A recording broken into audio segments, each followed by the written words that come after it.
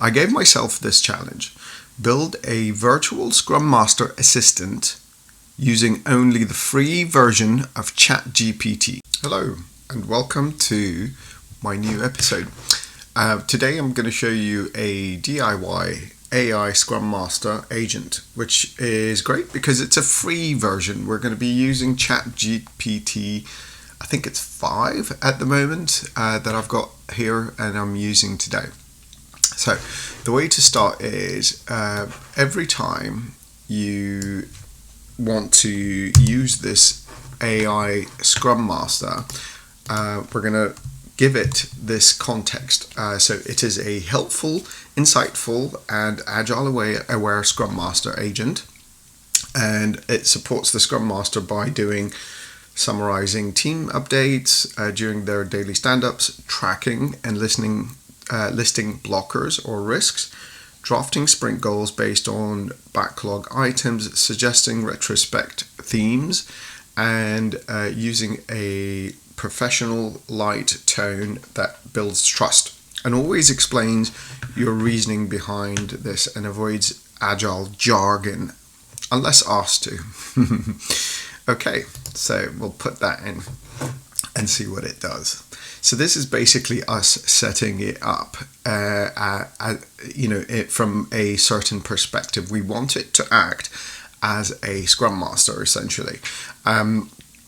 If you were sort of looking at different roles, you would suggest those roles. So you would look to say something like as a professional product owner or a very experienced Scrum Master, Agile coach, so on and so forth. Right, okay. So we all know that Scrum Masters wear many different hats. We coach, we work with the team, we work with the product owners, and we also work with the business leaders within an organization or company. We facilitate workshops, we unblock, we even do a bit of cheerleading, don't we? But let's be honest, a big part of the job is keeping things moving smoothly. And that includes, as I've said, coaching the team and helping them craft smart goals. We track those blockers and see what we can do about them, who we can contact to help the team. We summarize the daily stand-ups. We always prepare for retrospectives and so on. That's just a few thoughts there. What if an AI could help with some of that? Not replacing us, the Scrum Masters, but taking on the admin load so that we can focus on the people and work with them rather than get bogged down with lots and lots of admin work. So I gave myself this challenge: build a virtual Scrum Master Assistant using only the free version of ChatGPT. No plugins, no coding, just the prompts. And hence what I am going to share with you today. So here's how I've set it up. I start each session with the system prompt. You are a helpful, insightful, and agile-aware Scrum Master Assistant, which is what I've just put in the chat and you can see on my screen. Right, okay. So let's try something out. First of all, I want to try out the daily stand-up. So I'm going to put in a fictional daily stand-up. And I'm just going to put that in here.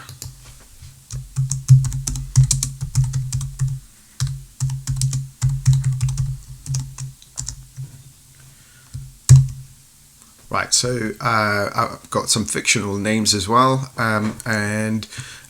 So let's see what it does with those.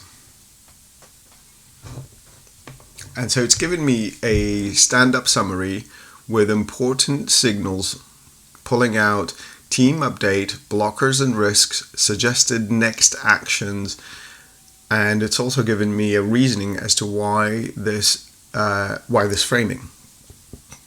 So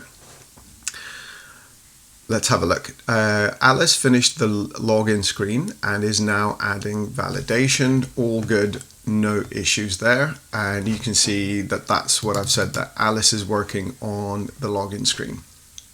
Raj is blocked. So the the backend API work can't continue until the security team responds. So obviously a blocker there. Good stuff. And Lena is progressing with unit tests but needs additional test data to continue smoothly. So here we go. Blockers and risks. Blocker Raj is awaiting on the security team. This is an external dependency and could delay the backend progress.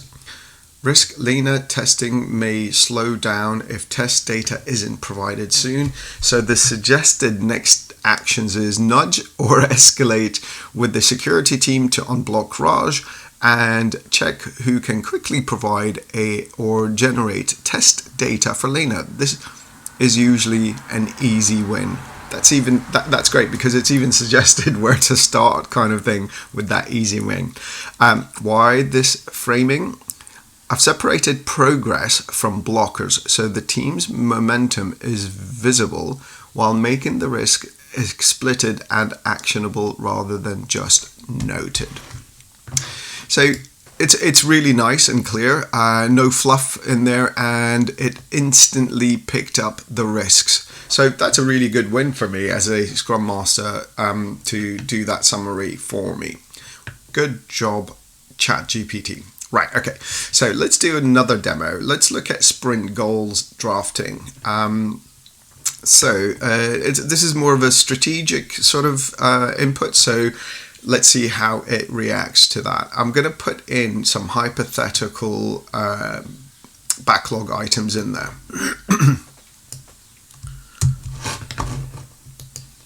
And I'm just going to say, great, let's look at creating a sprint goal for the following. Right, here we go. So I am going to give it so I'm going to look at password reset via email, login input validation, add two-factor authentication support, and end-to-end security test. So that's basically what we're focusing on in the next sprint, and I'd like it to carve out a sprint goal for me. Let's see what it comes up with. Here's a clear outcome-focused sprint goal draft. Sprint goal draft. Enable users to securely access their account by strengthening login and recovery flows with validation and end-to-end security checks in place. Brilliant. Why this works? It groups the work around a single user outcome, which is secure access. Fantastic. It avoids listing tasks, but everything you mentioned clearly supports the goal. This is really good because it gives autonomy to the developers and designers to work on creating that task list. It is testable by the end of the sprint. Login, recovery, and security safeguards should all work together. Wicked. Optional shorter version, so it's even given me a shorter version in case the sprint goal was too long. It looks like a sentence. Okay, improve account access security so users can log in, recovering passwords and pass security checks with confidence. Wonderful. If you want, I can tighten this further for leadership level language. Fantastic. Make it more user-centric or more technical. Stress test whether all items truly belong under one goal. This is awesome. I'm loving this. Okay, that's actually not bad. It's value focused, it is user orientated, and it is actually very clear. So as ChatGPT very kindly suggested you could tighten this further by changing it more focused towards stakeholders, leadership level language. That means you can sort of manage upwards and make it a bit more user centric or more technical. So you could potentially carve this one goal into user-centric so that you can understand and the stakeholders can understand who this is going to benefit, or you can make it more technical so that the developers who speak that language essentially get a little bit clearer idea on what's needed for that sprint. Now, this is awesome stuff. Let's test out another scenario. So now I'm going to demo something around the retrospective, and for the retrospective, let's suggest a retro theme. So I am going to say, can we now focus on a retrospective theme around those items? So these are, again, hypothetical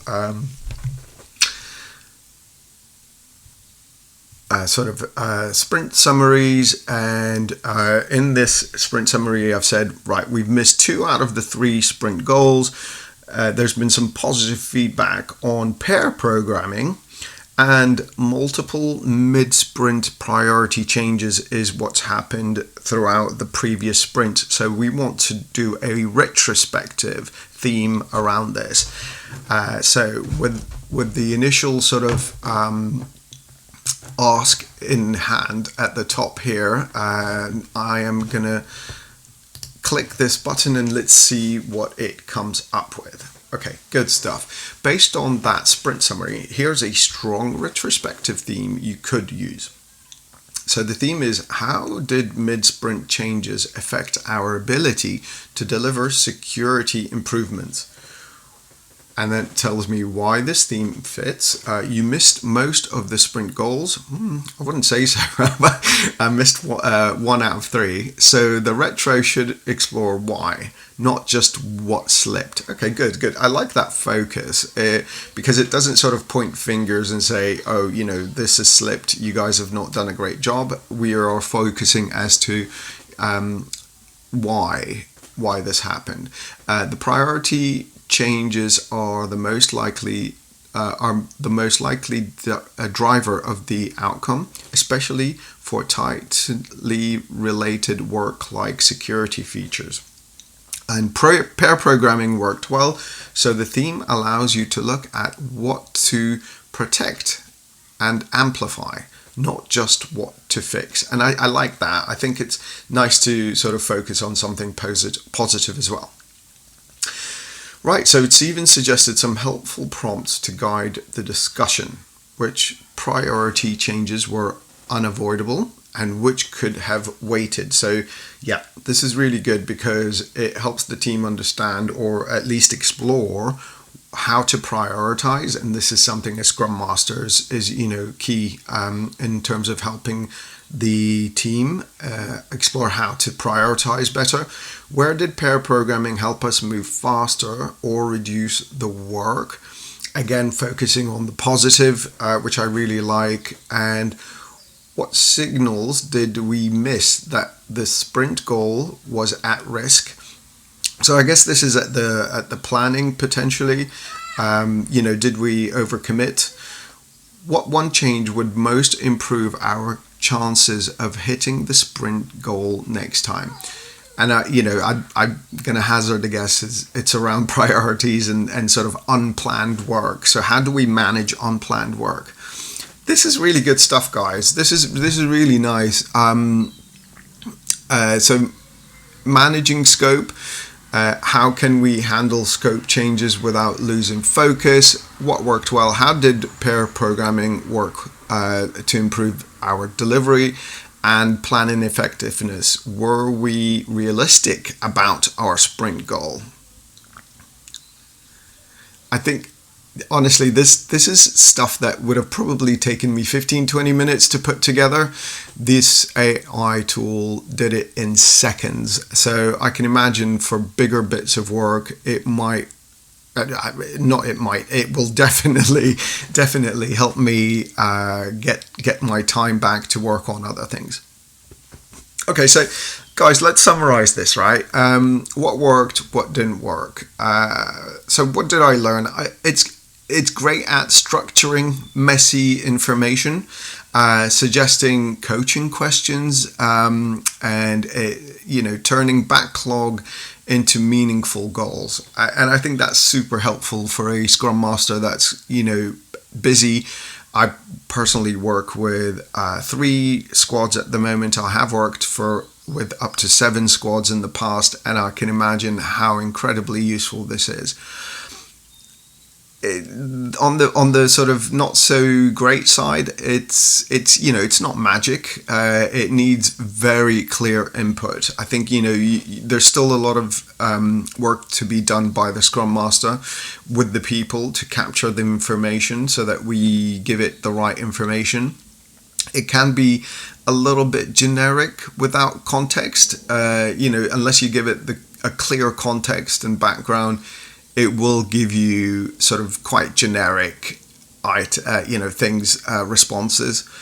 And it doesn't remember previous sprints unless you paste them in yourself.